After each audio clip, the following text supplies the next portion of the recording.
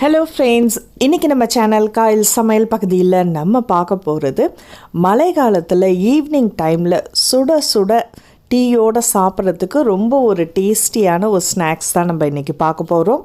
காலத்தில் நிறைய பேருக்கு இந்த பழக்கம் இருக்கும். அதாவது ஈவினிங் டைமில் அல்லது மழை நல்லா பேஞ்சிட்டு இருக்கும்போது நல்ல சூடாக இஞ்சி டீயோட ஏதாவது ஒரு ஸ்நாக்ஸு இந்த குட்டி குட்டியாக மொறுன்னு சாப்பிட்டோம்னா அதுவே ஒரு தனி டேஸ்ட்டு தான்.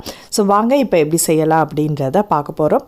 இப்போ 1 கப் அளவுக்கு கடலைப்பருப்பு வச்சுருக்கேன், 1/4 கப் அளவுக்கு உளுத்தம் பருப்பு, 1 டேபிள் ஸ்பூன் அளவுக்கு பச்சரிசி இல்லைன்னா நார்மலாக வீட்டில் பயன்படுத்தக்கூடிய புழுங்கல் அரிசி, அதையும் நீங்கள் பயன்படுத்திக்கலாம். இது சேர்க்கும்போது நமக்கு இந்த வடை கொஞ்சம் கிறிஸ்பியாகவும் இருக்கும். இப்போ கடலைப்பருப்புக்கு பதிலாக பட்டாணி பருப்பு உங்களுக்கு கிடைக்கும், அது கூட நீங்கள் பயன்படுத்திக்கலாம். இன்னுமே கிறிஸ்பியாக இருக்கும். ஒரு 3லேருந்து 4 மணி நேரம் நல்லா ஊறணும். மதியான டைமில் நீங்கள் ஊற வச்சிட்டிங்கன்னா சரியாக இருக்கும். ஸோ கொஞ்சம் கொஞ்சமாக நீங்கள் அரைக்க போகிறோம். இதில் தண்ணி சேர்க்காதீங்க. தண்ணியை ஃபுல்லாக வடிச்சிட்டு நம்ம 3லேருந்து 4 மணி நேரம் நல்லா ஊறினதுனால மை போல் நல்லா அரைஞ்சிடும். அது வடை நார்மலாக பருப்பு வடையும் இல்லாமல் உளுத்தம்பருப்பு வடையும் இல்லாமல் கொஞ்சம் டிஃப்ரெண்ட்டான டேஸ்ட்டில் இருக்கும். ஆனால் ஈவினிங் டைமில் நீங்கள் ஸ்நாக்ஸாக சாப்பிடும்போது நல்ல மொறுன்னு குட்டி குட்டியாக நம்ம செய்யும்போது அதோட டேஸ்ட்டே ரொம்ப டிஃப்ரெண்ட்டாக இருக்கும். இப்போ நல்லா மையாக அரைச்சி எடுத்துட்டோம். ஸோ இதில் தண்ணி எதுவும் நீங்கள் சேர்க்காதீங்க. ஸோ இப்போ தனியாக ஒரு பவுலில் நம்ம எடுத்து வச்சிடலாம்.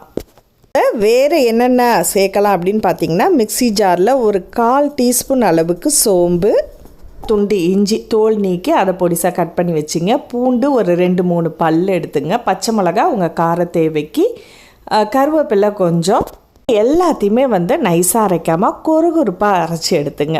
இப்போ பூண்டுக்கு தொலி எடுக்காதீங்க. அதே மாதிரி எல்லாம் அரைச்சதுக்கப்புறம் கடைசியாக நீங்கள் வெங்காயம் போட்டு அதோட கொஞ்சமாக மஞ்சத்தூள், காரம் உங்களுக்கு தேவைன்னா தனி மிளகாய் தூளும் இதோட நீங்கள் சேர்த்துக்கலாம். இதையும் கொஞ்சம் ஒரு சுற்றிடுங்க. ஸோ ரொம்ப நைஸாக அரைச்சிங்கன்னா வெங்காயம் நல்லா இருக்காது. அதனால் கொஞ்சமாக ஒரு சுற்றிட்டா நமக்கு அந்த உதிரியாக வராது, வெங்காயம் பிரிஞ்சு வராமல் இருக்குன்றதுனால தான் அதில் சேர்த்துருக்கோம். இதில் தேவையான அளவுக்கு உப்பு இருக்கிறதுனால இதில் ஒரு 1/4 டீஸ்பூன் அளவுக்கு ஓமம் சேர்த்துருக்கேன். பெருங்காயத்தூள் தேவையான ஒரு சிட்டிகை அளவுக்கு சேர்த்துட்டு நல்லா மிக்ஸ் பண்ணி விட்டுடுங்க. இப்போ மழை காலன்றதுனால இதில் சேர்க்கக்கூடியது நீங்கள் டிஃப்ரெண்ட்டாக நம்ம விருப்பப்பட்டதை சேர்த்துக்கலாம். இப்போ பொடிசாக நறுக்குன கொத்தமல்லி இலைகள் இதுமாதிரி சின்ன சின்ன பீசஸாக நறுக்கி போட்டுங்க. இது கூட கீரை வகைகளும் நீங்கள் சேர்த்துக்கலாம். அடிஷ்னலாக உங்களுக்கு விருப்பப்பட்டால் இதில் ஓமவல்லி இலைகளை பொடிசாக நறுக்கியும் சேர்க்கலாம், அல்லது பாலக்கீரையை சேர்த்துக்கலாம், புதினா இலைகளை சேர்த்துக்கலாம். இது மாதிரி ஆப்ஷனல் தான் உங்களுக்கு. இது மாதிரி டிஃப்ரெண்ட்டாக நம்ம செஞ்சு கொடுக்கும்போது பசங்களுக்கு சாப்பிடும்போது ஈவினிங் டைமில் ஒரு டிஃப்ரெண்ட்டான டேஸ்ட்டில் இருக்கும்.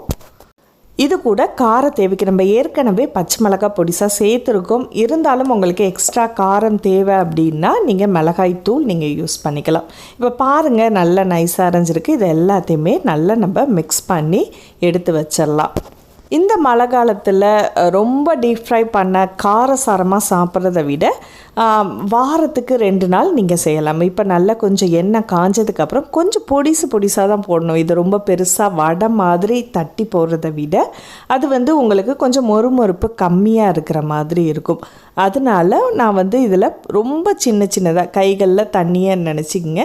அதுலேருந்து ஒரு இந்த மாதிரி சின்ன உருண்டைகளாக போடுங்க.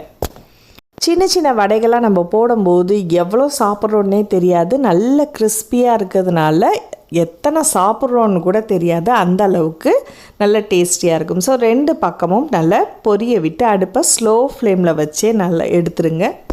ஹை ஃப்ளேமில் வைக்கும்போது வெளியில் மட்டும்தான் பொரியும், உள்ளே அப்படியே மாவாகவே இருக்கிற மாதிரி இருக்கும். அதனால தான் ஸ்லோ ஃப்ளேமில் வச்சு பண்ணுறோம். இது நம்ம பருப்பு வடைக்கு செய்கிற மாதிரி கூட நீங்கள் தட்டியும் போடலாம். ஆனால் இதை விட நான் முன்னாடி போட்டிருக்கேன் பாருங்கள், சின்னதாக, அதுதான் ரொம்ப ருசியாக இருக்கும். ஸோ 2மே நீங்கள் ட்ரை பண்ணி பாருங்கள்.